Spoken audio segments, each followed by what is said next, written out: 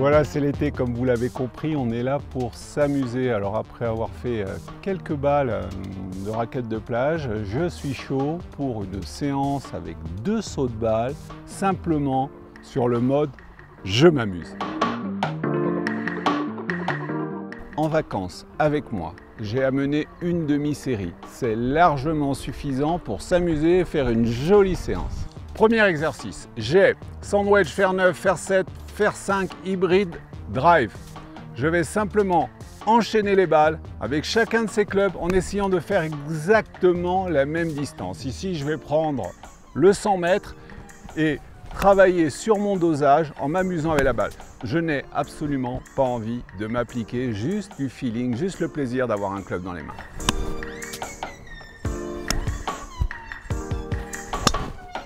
Voilà, 3 séries de 6 coups, ça fait 18 balles, j'ai fini mon échauffement, je me suis bien amusé. Maintenant, je vais me servir de mon fer du milieu, c'est-à-dire je vais faire le fameux fer 7. Donc ici, j'ai des barres de rugby, ou alors vous pouvez avoir des panneaux de distance, 50, 100, 150. Vous fixez un objectif et l'objectif, c'est le bruit, c'est-à-dire il faut toucher la cible. Donc, je pars sur mon saut de balle et j'y reste tant que je n'ai pas touché la barre.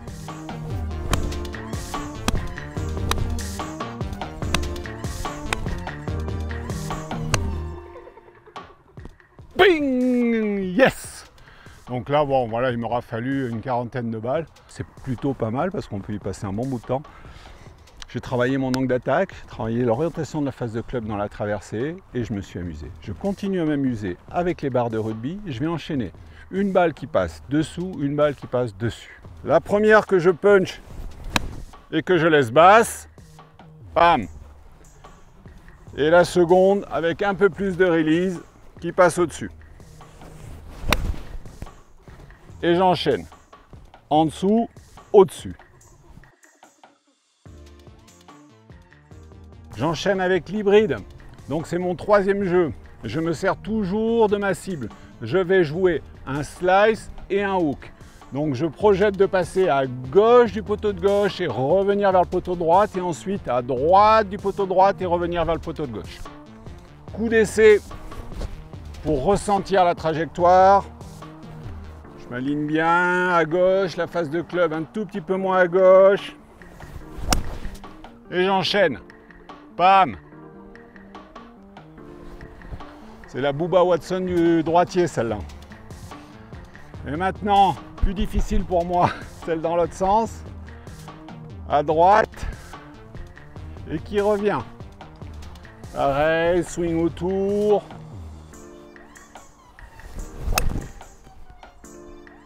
Et ça tourne. Avec un tout petit peu moins d'effet. On s'amuse. Gauche-droite, droite-gauche. Vous allez vous rendre compte que finalement, en étant juste sur de la production de trajectoire, juste sur un travail mental de visualisation, vous maîtrisez très bien cette trajectoire et vous pouvez jouer avec. Et enfin, je m'amuse avec mon 430 que j'adore. Alors, pour le plan de swing, je vais taper quelques balles à genoux et ensuite, je vous ferai un petit Happy Gilmore.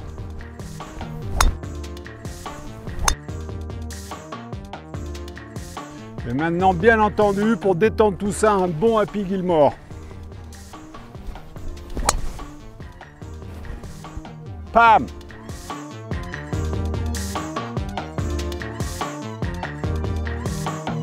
Voilà, ma séance de practice de long jeu est finie. J'ai bien transpiré, je me suis bien marré. Direction le petit jeu. Au petit jeu, un jeu que m'a appris mon copain Jean-Charles Cambon. On se met derrière un arbre, on prend son sandwich le plus ouvert et on essaye de passer par-dessus l'arbre en swingant à bloc, en ouvrant à mort la face de club et en créant énormément de vitesse.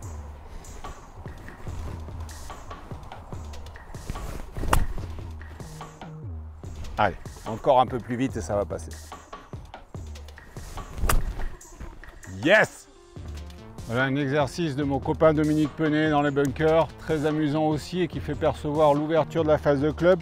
On part avec la face de club complètement fermée, on change le grip dans le backswing en ouvrant et on release.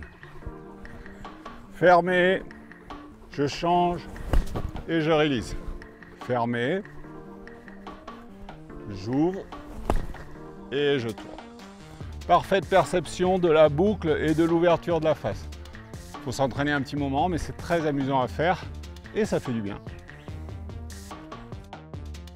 Je me finis avant le putting par un exercice de chipping. Je prends mon bois 5 et je vais jouer ces différents drapeaux avec le bois 5. Justement, c'est un exercice que je ne fais pas assez pour travailler le glisser, le brosser de la face de club dans l'impact.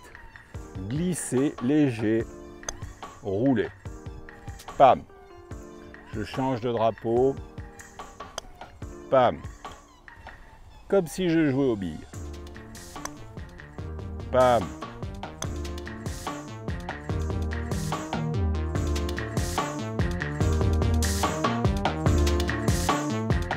Et pour finir, un coup de putting excessivement périlleux. Voilà, j'ai ma petite balle jaune, c'est un mur que je place devant la balle. Et l'objectif en fait, c'est d'aller vers le trou sans que ma balle ne touche la balle jaune. Alors possible ou pas possible? Il y a certainement un truc, à vous de trouver. Ça marche. On vient ici. Je mets mon petit mur.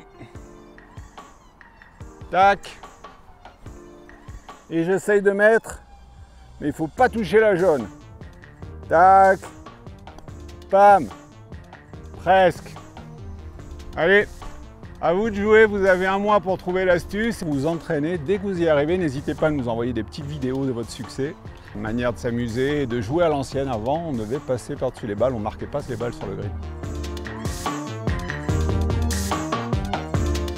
Allez, je me finis sur le parcours, petit match play. Un joueur contre un autre, j'identifie deux champions et je vais jouer les deux balles. Un match play du mois 1 contre le mois 2. Et bien entendu, comme beaucoup de golfeurs, premier joueur, je me prends un peu pour Rory McIlroy. Ligne du chasseur et j'engage. Donc pour opposer un autre style de jeu, je vais prendre Luke Donald, notre capitaine de Ryder Cup, et je vais jouer un tout petit peu plus les milieux de fairway.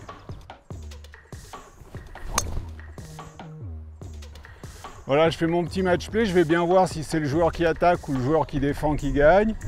Je me serai amusé pendant 2 heures. Je vous souhaite de vous amuser aussi, vous, tout au long de ce mois d'août, de faire des belles parties de golf. Et on se retrouve en septembre, de nouveau au practice, certainement au Golf National, pour reprendre un peu de technique.